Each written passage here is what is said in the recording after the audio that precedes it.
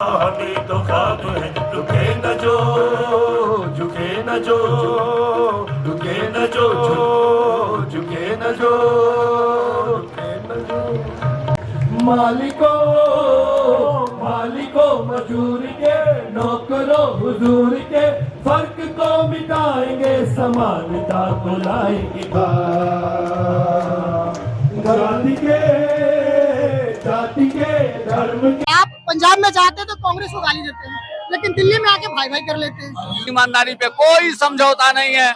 ईमानदारी पे समझौता नहीं करेंगे और आपके ही पार्टी के नेता जेल चले जाते हैं। नहीं, तानाशाह को हराने के लिए समझौता करेंगे। को गिरफ्तार किया गया तो उनसे तो उनकी जो पदवी थी छीन ली गई, लेकिन केजरीवाल से क्यों? हमारी पार्टी की स्थापना जब हुई थी तो इन्होंने बोला था कि मैं कभी कांग्रेस से साथ नहीं लूंगा, लेकिन फिर कांग्रेस से साथ। परिस्थितियां सर बदलती हैं। यहाँ आप देखिए कि परिस्थिति ऐसी बन गई है कि उनको हराने के लिए हमें एक साथ होना पड़ेगा। एक समान विचारधारा आपने बात किया, लेकिन अगर आपके खिलाफ जिसने शुरुआत किया भ्रष्टाचार का, आप उनके साथ बैठे तो एक समान विचारधारा कैसे उनका? नमस्कार, मैं विकास और आप देख रहे हैं हमारा यूट्यूब चैनल पॉडकास्ट।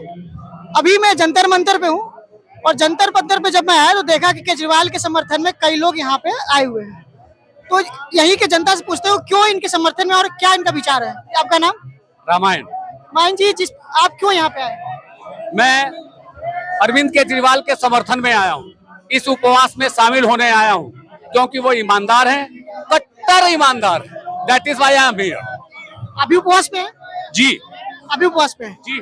तो ये बताइए कि कट्टर ईमानदार की बात करते हैं और जिस प्रकार से बीजेपी इल्जाम लगाती है कि अपने वो महल बना रखे, करोड़ों खर्चा कर रहे हैं। सर, ये तो बात बिल्कुल झूठ है कि अपने लिए महल बनवा रखा है।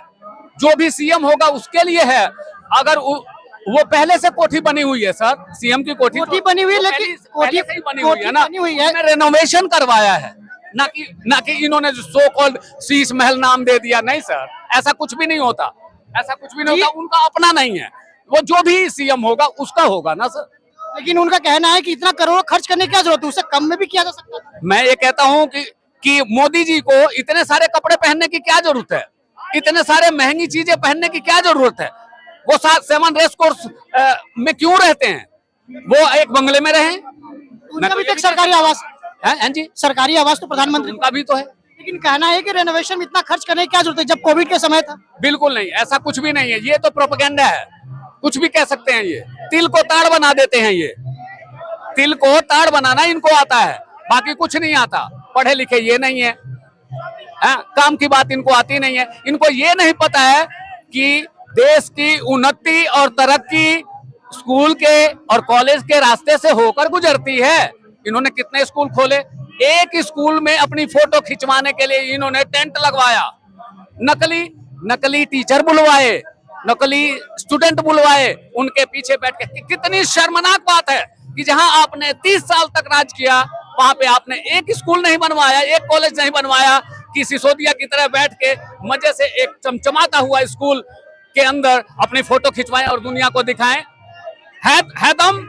नहीं है, नहीं है, बिल्कुल भी नहीं है। आज चलिए मैं ले चलता हूं दिल्ली के किसी भी स्कूल में, चलिए वहां पे एक से एक स्कूल मिलेंगे। वहां पे फीफा से एफिलिएटेड फुटबॉल ग्राउंड मिलेंगे, स्विमिंग पूल मिलेंगे वहां पे। हाँ, वहां पे खेल के लिए, प्रतिभाओं को निखारने के लिए मैंने अपने मोती नगर में मैंने देखा है कि बहुत सारे रेस कोर्स बने हुए हैं। वो रेस के लिए उनके कोर्ट बने हुए हैं, टेनिस के लिए, लॉन टेनिस के लिए कोर्ट बना हुआ है, बहुत सारी सुविधाएं दी हुई हैं। जहां टैंकर से पानी आता था वहां पे आरओ मशीन लगाई गई है, आरओ प्लांट लगाए गए हैं छतों पे, और बच्चे आज पानी, वो आरओ वाटर पानी पी के बीमार नहीं पड़ते। पहले बच्चे बीमार पड़ जाते थे। लेकिन आज भी जो म्युनिसिपैलिटी की जो पानी आती है आज भी उनमें गंद मारता है। जी नहीं, बिल्कुल नहीं। अभी मैं लक्ष्मी नगर से आ रहा था तो कई लोग थे जिन्होंने बोला कि अभी भी जो कल की जो पानी आई थी वो खराब आई थी। सर, कई बार होता है कि जो पाइपलाइन होती है फट जाती है, तो कहीं कहीं पे ऐसा हो जाता है। देखिए, ये परमानेंट इसका कोई सोल्यूशन नहीं है, लेकिन इसमें सुधार हुआ है। आप कहीं भी जाके पूछ सकते हैं, किसी से भी जाके पूछ सकते हैं, गली में, मोहल्ले में, एक आदमी से, एक बच्चे से पूछ सकते हैं। आपने शिक्षा की बात किया, दिल्ली सरकार के अंदर दिल्ली यूनिवर्सिटी के कई कॉलेजेस आती है, जी। और उनके प्रोफेसर का कहना ये भी है कि हमें 6-6 महीने तक पेमेंट नहीं किया जाता है, नहीं सर, जिसके कारण उनको जो भी हड़तालों में बैठना पड़ता है, मैं खुद टीचर हूँ, जिसके कारण उनको हड़ताल में बैठना पड़ता है। मेरे घर के भी मेरे बच्चे भी प्रोफेसर है, उनको तो कोई प्रॉब्लम उन्होंने नहीं दिल्ली है। विश्वविद्यालय के प्रोफेसर का ही कहना है कि दिल्ली सरकार के अंदर में जो कॉलेज आती है उनमें प्रोफेसर को कई बार उनको पेमेंट में बहुत देर 6-6 महीने देर करना पड़ता है। Sir my dear sir, Ambedkar university जहाँ पे एक कॉलेज हुआ करता था, आज अंबेडकर यूनिवर्सिटी बन गई है। वहीं परमपुरा में एक छोटी सी जगह में आप क्या बात करते हैं, शिक्षा में आमूल चूल परिवर्तन किया गया है, हर चीज में सुधार हुआ है। आप चल के देख सकते हैं। जय माकन ने सबसे पहले मीडिया को बताया था शराब घोटाले के बारे में, और आप आदमी पार्टी आज उन्हीं के साथ गठबंधन बना के चुनाव लड़ रही है। ये वक्त का तकाजा है, ये वक्त का तकाजा है कि एक तानाशाह को हटाने के लिए एक समान विचारों वाले लोगों को मिलना पड़ेगा ताकि इनकी विदाई हो सके। इन्होंने जो भी कहा वो किया नहीं है, देश को धोखा ही दिया है। एक समान विचारधारा आपने बात किया जी। लेकिन अगर आपके खिलाफ जिसने शुरुआत किया भ्रष्टाचार का, आप उनके साथ बैठे तो एक समान विचारधारा कैसे? उनका समय काल और परिस्थितियों के हिसाब से विचार भी बदलते हैं। अब समय ऐसा आ गया है कि बीजेपी के खिलाफ पूरे देश की जनता हो गई है, तो क्यों ना सभी पार्टियां उसके खिलाफ हो जाएं।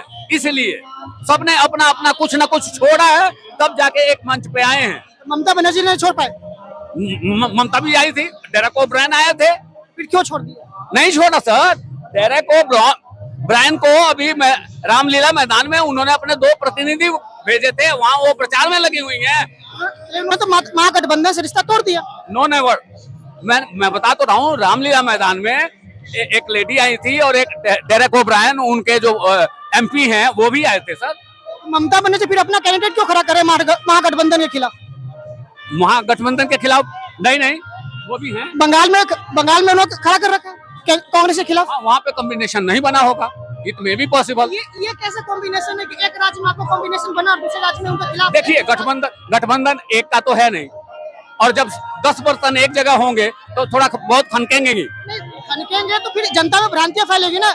आप पंजाब में जाते हैं तो कांग्रेस को गाली देते हैं, लेकिन दिल्ली में आके भाई भाई कर लेते हैं, तो जनता कहाँ जाएगी? जनता आप कहने के महागठबंधन के साथ है, कांग्रेस के साथ है, लेकिन वहाँ जाके आप कांग्रेस को गाली देते हैं। नहीं, कैसे गठबंधन? जब से गठबंधन हुआ है तब से ऐसे ये हालात नहीं है। सभी लोग भारतीय जनता पार्टी को हराने के लिए तत्पर हो गए हैं। सभी लोग भारतीय बीजेपी को हराना चाहते हैं किसी भी शर्त पे। अच्छा, ये जिस प्रकार से केरला के जो मुख्यमंत्री है विजयन, उन्होंने बोला कि जिस सीए के खिलाफ उन्होंने किसी भी प्रकार का मैनिफेस्टो नहीं कांग्रेस ने दिया, और जबकि वो साथ में है महागठबंधन के साथ में। और फिर कांग्रेस का कहना यह है कि महागठबंधन की जो बातें उनको ये बातें समझ के रहनी चाहिए। तो फिर ऐसा क्यों कि महागठबंधन के बीच में ही अपनी लड़ाई चल रही है? नहीं, महागठबंधन की कोई लड़ाई नहीं है। देख, सीट शेयरिंग हो गई है, सभी एक मंच पे हैं। आपने देखा होगा रामलीला मैदान में, वहां से सबने अपने स्पष्ट रूप से अपने विचार रखे, लेकिन थोड़ी बहुत इसमें त्रुटियां अगर हो जाती हैं तो उसका कोई मतलब नहीं है। मतलब तो सिर्फ ये है कि इस तानाशाही सरकार से छुटकारा कैसे मिलेगा, सब लोग यही चाहते हैं। सत्ता पक्ष का ये भी कहना है कि विपक्ष में परिवारवाद वाले सब सारे एक साथ मंच पे हैं। अरे बाबा, सबसे बड़ा परिवारवाद तो इनके साथ है। आप किसी को भी ले लीजिए, चाहे वो गृह मंत्री को ही ले लीजिए, उनके बेटे ने कभी बैट पकड़ा है? आज वो BCCI का सबसे बड़ा पद लेके बैठा हुआ है? जहां भी पैसा इनको दिखता है वहीं पे जाके कुंडली मार के बैठ जाते हैं। हाँ, तो रक्षा मंत्री हैं, उनके बेटे को देख लीजिए। कांग्रेस का एक राज्यसभा सांसद है जो BCCI का वाइस प्रेसिडेंट है, उन्होंने क्लियर बोला कि जैसा अगर उस पोस्ट पे बैठे तो चुनाव के द्वारा चुन के आए, वो किसी परिवारवाद के नहीं है। वो तो आपके ही महागठबंधन कांग्रेस का ही सांसद, उन्होंने बोला। यहाँ चुनने वाला तो कोई प्रश्न ही नहीं है, ये तो धड़े बना रखे हैं। आप वोट नहीं दोगे, उनको वोट नहीं दोगे तो अंदर का रास्ता देखोगे, आप उनकी बात नहीं मानोगे तो जेल जाओगे। उनको बिना लिखे 2 शब्द बोल के दिखवाइए, मैं मान जाऊंगा। जिस तरह से PM अनपढ़, वैसे ही वो भी अनपढ़, कोई भी पढ़ा लिखा नहीं है। जो पढ़ा लिखा नहीं होता फिर दूसरों की बातों में आ जाता है, दूसरे जैसा उसको गाइड करेंगे वो वैसा ही करने लग जाता है। वैसे ही चल पड़ेगा। वैसे ही जैसे कार्यकर्ताओं ने, बीजेपी के कार्यकर्ताओं ने कहा कि केजरीवाल को अंदर करो ताकि हमें उसके खिलाफ कहने के लिए कुछ मुद्दा मिले।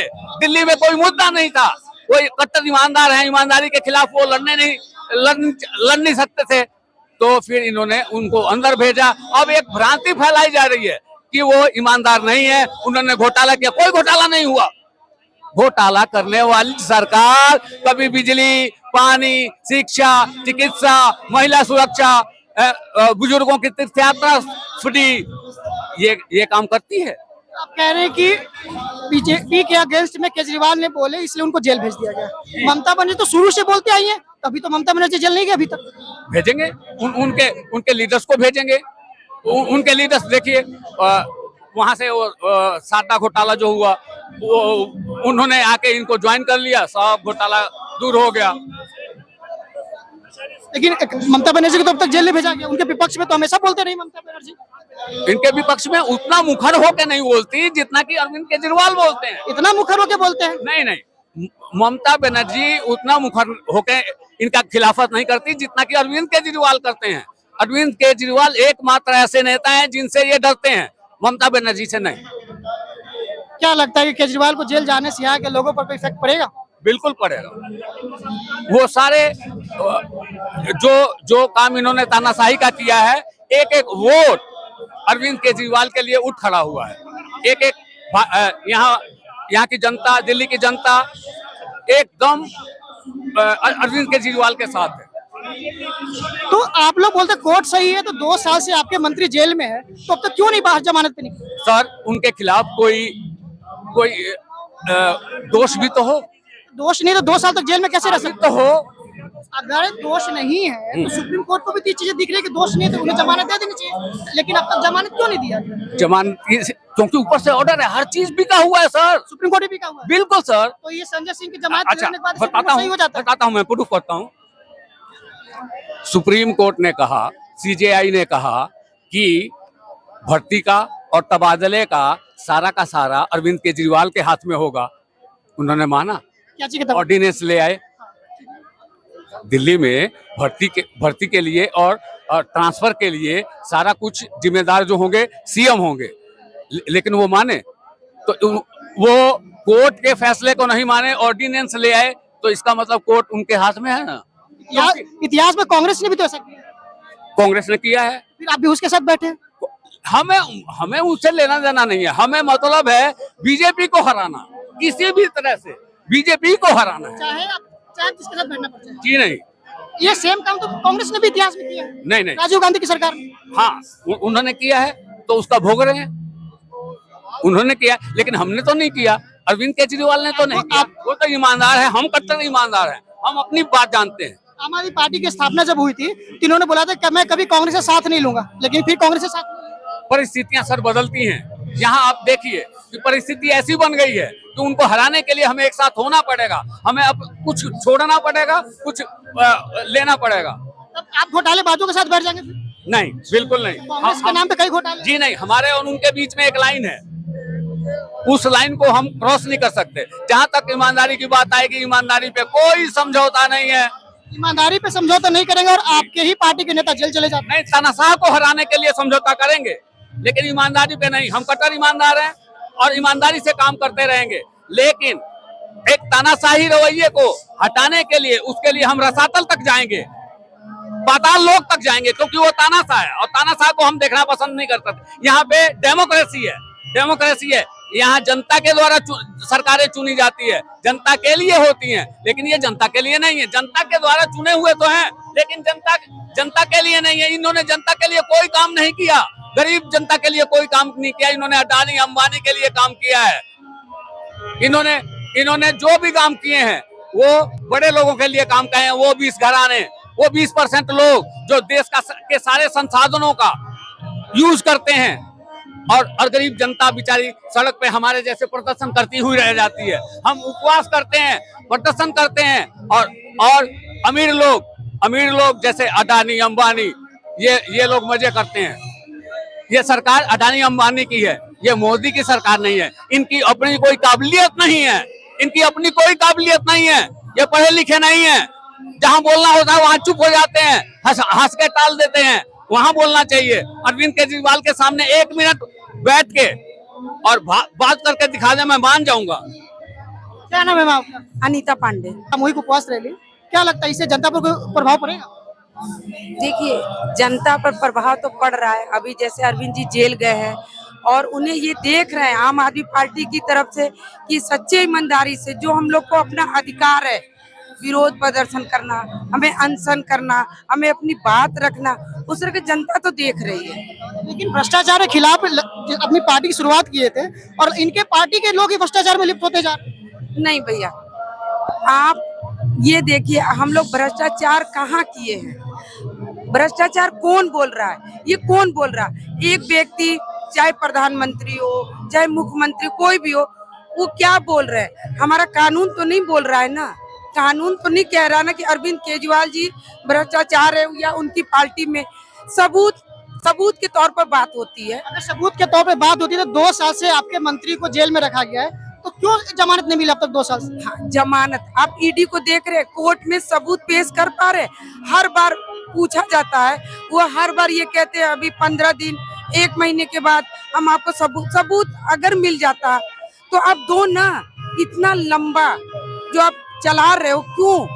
ये तो कोर्ट को भी दिख रहा है कि लंबा अगर चला रहे, सबूत नहीं दे तो जमानत तो दे देना चाहिए। आप एक तो है संजय भैया हमारे छूट के आए हैं। कानून भी अपना काम कर रही है, कानून पर मैं उंगली नहीं उठाती। कानून भी उनको पूरा मौका दे रही है। संजय भैया के लिए भी साल भर हुआ, वो हर बार उन्होंने मांगा, आखिरी में कोर्ट ने कह दिया कि भाई जब तुम्हारे पास कुछ सबूत नहीं है तो इसको छोड़ो। उसी तरह हमारे अरविंद जी भी, हमें अपने कानून पर, अपने न्यायालय पर हमें विश्वास है। हम लोग कार्यकर्ता विश्वास है और न्याय होगा। 2 साल पहले जो नेता जेल में गए हुए हैं तो उनके पे भी तो कानून दिख रही है। जज का नजर तो उनपे भी, कोर्ट का नजर तो उनके, अगर उनके खिलाफ कोई सबूत नहीं है तो 2 साल से तो जेल में बंद नहीं रखा जा सकता। जेल में नहीं है, वो रिमांड में है, ईडी के रिमांड में, जेल में नहीं है। रिमांड और जेल में, ट्रायल नहीं शुरू हुआ उनका। 2 साल से तो 2 है, साल से। हाँ, जमानत मिल जाना चाहिए। आप जानते हो ये प्रोविजनल जो मनी लैंडिंग जो एक्ट है वो क्या कहती है? वो कहती है, वो जो नया जो एक्ट बना है उसमें ये कहा गया है, जो अगर उसके पास सबूत, पूछताछ के रिमांड में भी ईडी उनको बंद कर सकते, 2 साल तक वो रख सकती है। ये एक तरह से डर बैठाना, जो हम इस कानून का गलत इस्तेमाल करके जो उन्होंने किया हुआ है, उनके ऊपर क्या मिला? कुछ मिला नहीं मिला ना। कोर्ट भी बार बार कह रही है, आश्चर्य क्या है, बार बार वो कह रहे हैं वो अपने पद का दुरुपयोग कर सकते हैं, इसलिए उनको हिरासत में रखना जरूरी है, क्योंकि वो उप मुख्यमंत्री है। मनीष सिसोदिया की बात कर रहे हैं ना आप, उनकी बात आप कर रहे हैं ना। उनकी बात इस तरह से हुई थी और उसके बाद अभी तक वो एक सबूत नहीं, उनके पास जो अप्रूवल है, अगर सुप्रीम कोर्ट इलेक्ट्रल बॉन्ड नहीं ला, एसबीआई को अगर धमका के या उनको नोटिस दे के अगर नहीं इलेक्ट्रल बॉन्ड की पोल खुलती तो आज तक किसी को पता नहीं चलता जो रेड्डी जो है वो किस तारीख को कितने इलेक्ट्रल बॉन्ड उन्होंने बीजेपी को दिए। जो मैं आप पे इल्जाम लगाता हूँ, मैं अगर कहूँ, अगर आज मैं कह दूं मैंने मोदी जी को 50 करोड़ दिए और अमित शाह को 50 करोड़ दिए, बंद कर दो इनको भी अप्रूवल के हिसाब से। अगर अप्रूवल ने कहा जो इसको दिए, केजरीवाल को 100 करोड़ दिए, मनीष सिसोदिया को 100 करोड़ दिए, ठीक है ना, 100 करोड़ का मामला है ना, 100 करोड़ दिए। कल को अगर केजरीवाल या मनीष सिसोदिया ये कह दे 50 करोड़ तो मैंने मोदी जी को दिए, 50 करोड़ मैंने अमित शाह को दिए, उनको भी गिरफ्तार कर लो, अप्रूवल ये बन जाएंगे। ये भी तो हो सकता है ना। सबको पता है, मीडिया को भी पता है, सबको पता है क्या हो रहा है, लेकिन ये दांव जो गलत पड़ गया। इन्होंने मनीष सिसोदिया को गिरफ्तार किया, लोगों ने बोला चलो हो जाएगा। संजय सिंह को गिरफ्तार किया, बोले चलो हो जाएगा। मनीष सिसोदिया को गिरफ्तार किया गया तो उनसे तो उनकी जो पदवी तो छीन ली गई, लेकिन केजरीवाल से क्यों? पदवी छीनी नहीं, उन्होंने खुद रिजाइन दिया। केजरीवाल को भी करना चाहिए। नहीं, जनता नहीं चाहती। आप जहाँ यानी कि मनीष सिसोदिया के साथ जनता नहीं है फिर है, लेकिन उस समय उन्होंने किसी से पूछा नहीं था, किसी को बताया नहीं था ना, उन्होंने सर्वे किया था। अगर जनता से वो पूछते जो हमें मुझे देना है कि उन्होंने अचानक दे दिया, देने से पहले एक बार भी अगर वो पूछते जनता से जो चलो मैं 5 दिन बाद देता, उन्होंने गिरफ्तार होते अपने नैतिकता के आधार पे। जैसे एक बार आपको याद होगा, हमारे देश के पहले रेल मंत्री थे, कौन थे? लाल बहादुर शास्त्री जी। एक छोटी सी रेल दुर्घटना होती है, उन्होंने नैतिकता के आधार पर अपना इस्तीफा देते हैं। इसका मतलब ये नहीं जो उन्होंने करवा दिया, रेल दुर्घटना उसकी गलती से नहीं हुआ था, लेकिन उन्होंने अपने नैतिकता के आधार पर किया था, त्याग दिया था, और त्याग दिया था ना, इस्तीफा दिया था। इसी तरह उन्होंने अपने नैतिकता के आधार पे जो चलाना है, उनकी डिपार्टमेंट को चलाना है। शिक्षा हमारे देश की सबसे बड़ी चीज थी यार। दिल्ली जैसी राजधानी में शिक्षा का हाल क्या था? बीजेपी का कहना है कि नैतिकता के आधार पर केजरीवाल को तो दे देना चाहिए इस्तीफा। नहीं, इतनी नैतिकता हम नहीं दिखाते, हम उतना ही अफोर्ड कर सकते हैं जितना हम लोग अफोर्ड कर सके। ठीक है, उन्होंने दिया, केजरीवाल को हम नहीं देना चाहते, हम नहीं बोलते, जनता उनके कार्यकर्ता नहीं चाहती जो केजरीवाल दे इस्तीफा, क्योंकि केजरीवाल को इस्तीफा दे क्यों दे, जेल से चलाएंगे और अच्छी तरह चलाएंगे। यहाँ पर केजरीवाल जी एक अकेले नहीं है, मैं भी केजरीवाल हूँ, ये भी केजरीवाल है, ये भी केजरीवाल है, वो भी केजरीवाल है, वो भी केजरीवाल है, ये भी केजरीवाल है। किस किस को डालोगे आप? किस किस को आप लोग जेल पे डालोगे? डालो ना, हम लोग सारे भ्रष्टाचार, आप तो कहते हैं भ्रष्टाचार, साबित करो। साबित नहीं करके आप हमें किसी को बंद करना। पहले देश का संविधान जब लिखा गया था तब कहा था 100 गुनहगार छूट जाए, लेकिन एक बेगुनाह को सजा नहीं होनी चाहिए। अभी का इन्होंने जो नया जो कानून लागू किया उसमें गुनहगार हो चाहे वो जिसकी मर्जी होगी उठा लेंगे। पहले भी ईडी और सीबीआई का दुरुपयोग होता था, लेकिन ऐसा नहीं जिन्होंने इस तरह किया। इन्होंने सिखाया जो तानाशाह कैसे होती है, कैसे सिखाया जाता है। अब ये जो बीजेपी कह रही है 400 पार 400 पार 400 पार, इनके कहने की मजबूरी है एक लोगों के बीच एक भ्रम फैलाने की, क्योंकि ये लोग पहले से कहना शुरू करते हैं उसका ईवीएम इनका अपना है। अगर मोदी जी आपको ईवीएम पे आप लोग लगातार ब्लेम करते हैं, इसी ईवीएम से दिल्ली भी तो जीतते केजरीवाल, तब ईवीएम कहाँ चला जाता है? हाँ, उसकी बात बताता हूँ ना। ईवीएम यही तो है इनकी मेंटल गेम, यही तो मेंटल गेम। ईवीएम का पंजाब में आपने जीता, आप ये हवा देख के बातें करते हैं। ये इनको सिर्फ मोदी जी चाहते अपना, लोकसभा के इसमें खुल के मैं कहता हूँ चलो हम गलत है, ईवीएम सही है, कुछ भी है। जब इतने लोग कह रहे हैं, विदेशों में उसको ईवीएम का व्यवहार करते हैं। अरे हम तो कहते हैं मोदी जी अगर आप इतने सच्चे हो, आप जनता आपकी इतनी इसमें है, तो चाहे ईवीएम से करवाओ चाहे बैलेट पेपर करवाओ, क्या फर्क? चुनाव आयोग ने तो आपको चैलेंज करने के लिए बुलाया, लेकिन किसी पार्टी क्यों नहीं गए? फिर पार्टी क्यों नहीं? चैलेंज क्या करवाओगे आप? उस ईवीएम की आप वोटिंग के पहले होती है दबाने की। नहीं, उन्होंने चैलेंज करवाया, उन्हें आप हैक करके दिखाओ। एक चीज पहले मीडिया को भी बताना चाहूंगा, आप लोग भी बहुत कुछ ये करते हो। ईवीएम एक ईवीएम जो इलेक्ट्रॉनिक जो मशीन होती है वो एक नहीं, वो 3 कंट्रोल है उसके। एक ईवीएम है, वीवीपैट है और आपका कंट्रोलिंग है। ये 3 मशीन मिलकर एक पूरी चुनाव प्रक्रिया होती है। 3 पीए 22 लाख वीवीपैट खरीदे गए चुनाव आयोग के द्वारा। इस्तेमाल कितना करते वो? क्यों नहीं हर जगह लगाते वो वीवीपैट? और जब कह रहे हैं जो ईवीएम पैट और ईवीएम की मशीन से दोनों का मिलाप किया जाए तो क्यों नहीं करवाते वो? अगर आप सच्चे हो, चलो हम गलत है, सारी दुनिया गलत है, करवाओ ना आप इस तरह से। छोटी सी बात है, लोकतंत्र है हमारे भारत में। अगर मुझे कोई अगर इसका शक होता है उसकी वो मत करो ना, जांच मत करो, जैसा करते कर लो। बीजेपी जीत रही है। 7 सेकंड के लिए आता है, कितने लोग वो 7 सेकंड में वो देख पाते हैं? वो वीवीपैट का वो कितने देर के लिए वो देख पाते हैं? वो कब आता है कब जाता है? हमारे देश में कितने % आप लोग शिक्षित मानते हो जो इस तरह से अवेयरनेस है? जो वीवीपैट इतनी देर से, बहुत से महिलाएं तो देख भी नहीं पाती, बहुत से लोग नहीं देख पाते, उनको पता ही नहीं वीवीपैट होता क्या है।